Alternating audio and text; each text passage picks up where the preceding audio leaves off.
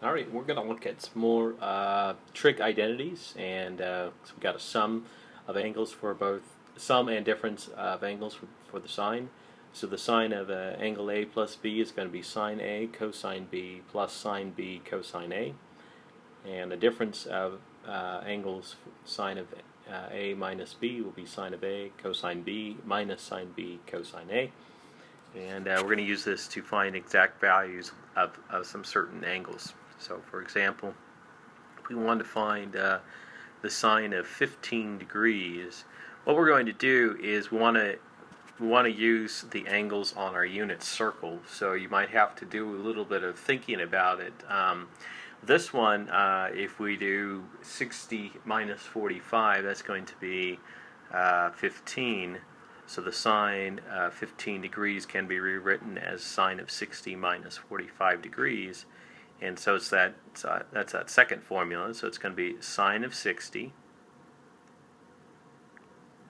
cosine of 45 minus sine of 45 and the cosine of 60. Okay, so the sine of 60 should be root 3 over 2. Cosine of 45 will be root 2 over 2. Sine of root 45 is root 2 over 2. Cosine of 60 degrees is 1/2. So they're going to have a common denominator of 4, so we'll have root 6 minus root 2 all over the common denominator of 4. And that's using our difference of angles in a sine. Okay, let's try some others. So the cosine of a sum of angles, so cosine of A plus B is going to be cosine A cosine B, and then minus minus sine A and sine B. And then the cosine of a difference of an angle is going to look just like the sum, except for the difference in the formula will be a sum. So it'll be cosine A cosine B plus sine A sine B.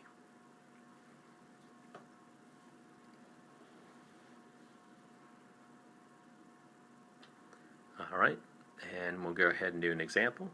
Let's say we want to find a cosine of 7 pi over 12. And so on your unit circle, you don't see anything with denominator of 12, but 3, 4, and 6 all go into 12. So one strategy you can do is just take all your angles and write them with denominator of 12 and then see which ones add up to 7 pi over 12. So pi over 6 will be 2 pi over 12. Pi over 4 will be 3 pi over 12.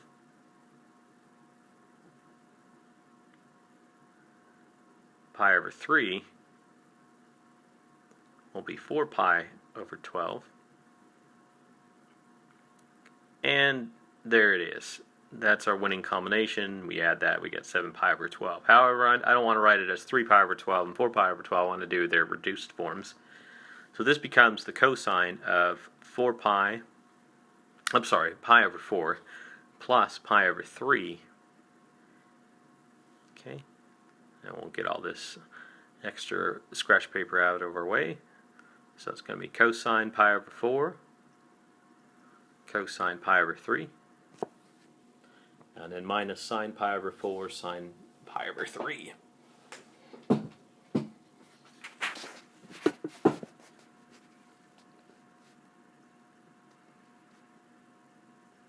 Okay, so it'll be root 2 over 2 times 1/2 minus root 2 over 2 times root 3 over 2. We'll have a common denominator of 4. It'll be root 2 minus root 6 all over 4. And that is negative, and 7 pi over 12 is in quadrant 2, so that makes sense. Alright, let's try another one. We'll do cosine of 15 degrees, so they'll be like the sine. We'll write it as cosine of 60 degrees minus 45 degrees. So that'll be equal to cosine of 60 degrees, cosine 45 degrees, and then plus sine 60 and sine 45. Sine 60 and sine of 45. Okay, so that'll be 1/2 times root 2 over 2 plus root 3 over 2 times root 2 over 2. And that'll be root 2 over 2 plus root 6 over 2 all over common denominator of 4. Okay, and that's applying both your sum and difference formulas of angles for sine and cosine. There is a formula for the tangent also. And usually what's done is we derive them all for, we do something for the sum of cosine angles and cosine and then derive the rest. So here for the sum of an angle in tangent is tangent A plus tangent B divided by 1 minus tangent AB. And then for the negative version, the negative sign is just brought down to the bottom, so the tangent of a difference of angles A and B is going to be tangent of A minus tangent of B.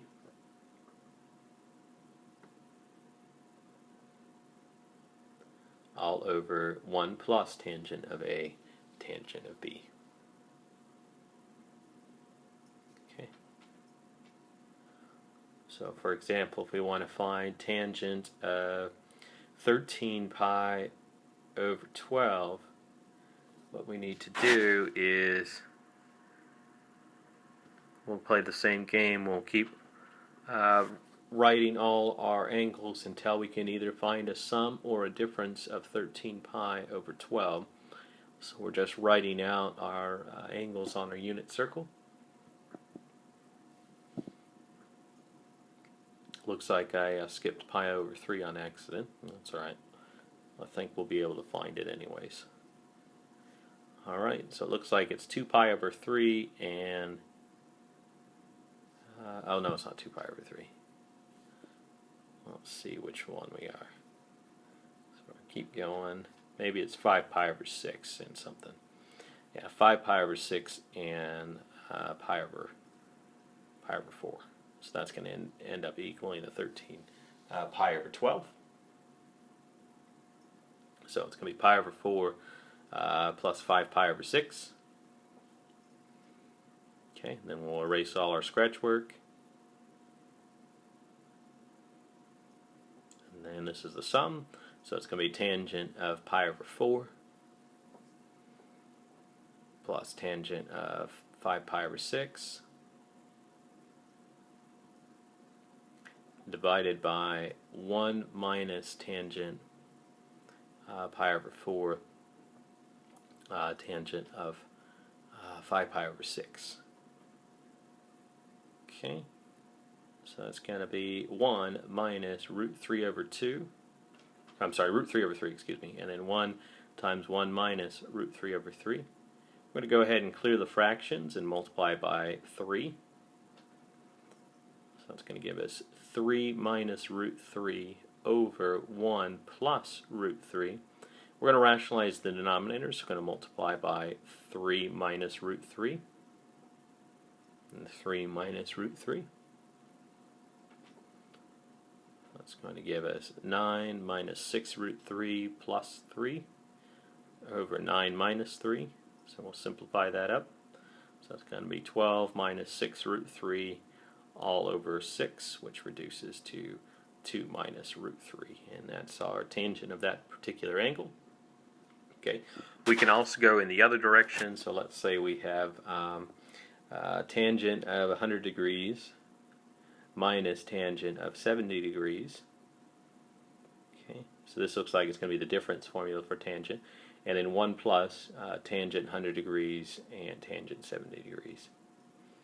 Okay, so we're just going in reverse, so this is going to be the tangent of 100 degrees minus 70 degrees, which will give us 30 degrees. Okay, so then tangent of the 30 degrees is something that we can find off our unit circle, and that's going to be root 3 over 3. Okay, so we got a little bit more. Let's see what else we got going on in this. Alright, so we're going to write our cosine of a difference formula. So that'll be cosine A, cosine B, and then plus sine A, sine B. let's see what they want us to do here. Alright, so they want us to find the cosine of theta minus 270 degrees. So that's the same thing as 3 pi over 2. So this is cosine of theta, cosine of 270. And that's going to be 0 because cosine of, that's going to be the south pole. Cosine is 0 at 270. And then sine of theta, sine of 270. And the sine of 270 is going to be 0, so that just makes it minus sine of theta. So what we're saying is cosine of theta minus 270, that would be a phase shift to the right. 3 pi over 2 is going to be the same thing as if we flip the sine function over. So what we're going to do is we're going to graph it and take a look at what's going on here.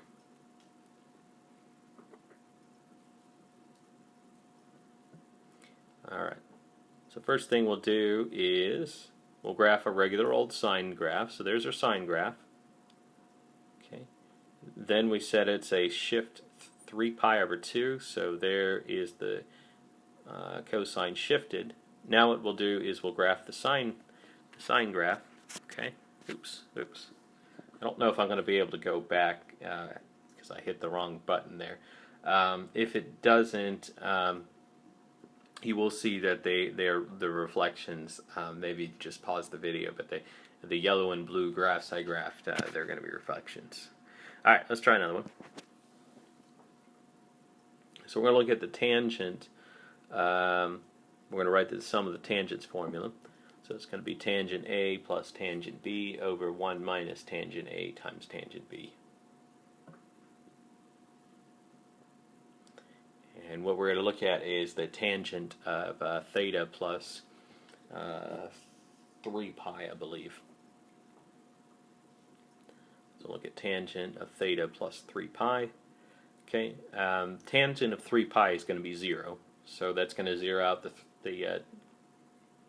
second term in the numerator and the second term in the denominator. Of course, we're assuming that the theta is valid, so the theta can't be some pi over 2 fashion, some multiple pi over 2, not 2 pi pi over 2 plus some 2 pi over 2 or pi multiple. Anyways, so what we're going to do is we're just going to graph our tangent.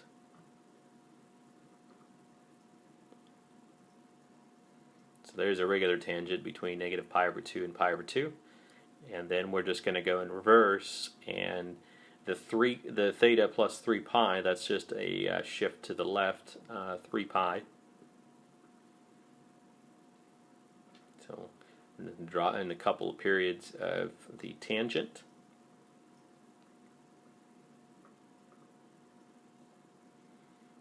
Okay, and then all the way to negative 3 pi. And this is where our tangent is. Okay, and the tangent's period is pi, so it's going to repeat itself every pi units. All right, and so if we started here, then we'd go and graph another one, graph another one, graph another one. So we actually get, it is going to be the same graph. We'd start over here, and the pattern would repeat in both directions. All right, let's take a look at another one. For this one, I would recommend maybe using Desmos to graph it, to just show that the two graphs line up, because it would be a little bit more cumbersome than the other two to kind of demonstrate that the two graphs are in fact the same. So we're putting up our sine sum of angles in a sine formula, and we're going to find the sine of 120 degrees plus theta. So it's not one of our poles that's going to be 2 pi over 3. So it's going to change our phase shift. Won't be as nice as the other two. Okay, so it's going to be sine of 120 cosine theta plus sine of theta cosine of 120 degrees. So your reference angle is 60 degrees, so we get root 3 over 2 cosine theta, and then minus 1/2 sine of theta. And if you went ahead and you graphed that in the box there, and also this here on Desmos, you'd get them both to line up Alright, let's do one more application of what we got going on here. So we're going to be given two things. So we're going to be given that the cosine of A is going to be equal to negative 7 over 25, and the angle A is in pi to 3 pi over 2. So we're in quadrant 3. And then we're going to be given the sine of another angle, and it's going to be negative 3 over 5, and angle B is going to be between 3 pi over 2 and 2 pi. So we're looking at something in quadrant 4. So here we're going to go and we're going to find all the information about the triangle for the cosine of the angle A. This is a Pythagorean triple. It's going to be 7 squared plus 24 squared equals 25 squared. So the missing side there's going to be minus 24 because we're in quadrant 3, and then we'll put in our angle A. And what we're going to end up doing is we're going to be wanting to find like the sine of angle A minus angle B, or the tangent of angle A minus angle B. And in those formulas, I'll need to know both the sine and the cosine of both angle A and angle B. And if I know that, then I can also find the tangent, which requires that we know all the sines. Okay, so for the sine of angle A, it's going to be negative 24 over 25. And then we'll do the same thing over here. We're in quadrant 4. And the sine of angle B is going to be negative 3 over 5. So this is a 3, 4, 5 right triangle. And the cosine of angle B is going to be 4 over 5. So the cosine's positive in quadrant 4. That's good. And for part A, we would like to find the sine of A minus B. And so we'll use our formula. So it's going to be sine of A, cosine of B, and then minus sine of A, sine of B, cosine of A, and then we'll just plug in, so we have all that information. So sine of A is negative 24 over 25, cosine of B is 4 over 5, minus sine of B is negative 3/5, and the cosine of A is going to be negative 7 over 25. So that's going to give us common denominator of 125, and on top is going to be, after you multiply and add, it's going to be negative 117. Okay, and then lastly, they're going to say, hey, where's angle A minus B? And we can make an argument that it's probably in quadrants 3 or 4, because the sine of angle A minus B is negative. That confirms that it's probably in quadrants 3 or 4. Let's go ahead and find what the tangent of A minus B is. Okay, so that's going to be tan A minus tan B, and that'll be all over 1 plus tan A tan B. Okay, and so we need to go find the tangent of A. So it's going to be negative 24 over 7, and then the tangent of angle B will be negative 3 over 4. And I'm getting low on real estate here, so we're just going to go ahead and write negative 117 over 125. That's the sine of angle A plus angle B, or sine of A minus B. So over here, there's probably this obnoxious Desmos thing, and I was told when I paid $30 for their non-free version that I wouldn't see that there, but I do. So I'm trying to not write stuff over there. Anyways, so we're going to move up here. So tangent of A is 24 over 7 minus negative 3 over 5 for tangent of B, and then 1 plus 24 over 7 times negative 3 over 5. Okay, so we're going to simplify that. So it's going to be 120 plus 21 all over negative 37. So clearing the fractions, and that gives us negative 141 over 37. Okay, So the sine of this angle is negative and the tangent is negative. So tangent is negative in quadrants 2 and 4. Sine is negative in quadrants 3 and 4. So where's the overlap? Quadrant 4. So angle A minus B is going to be in quadrant 4, which would be not what I'm going to be writing here, so we need to fix that. So it's not this. So it's going to be in quadrant 4, which would be 3 pi over 2. Oops. Now come on. And 2 pi. So where both the sine and the tangent are negative is going to be quadrant 4. Alright, so a little bit of application. You might see some other problems. They're nice application because you often can tie in a couple of the sum or difference formulas, draw in your reference triangles, and usually they're made so that you have Pythagorean triples, you have nice numbers. So it ties in a lot of ideas, and they're kind of fun.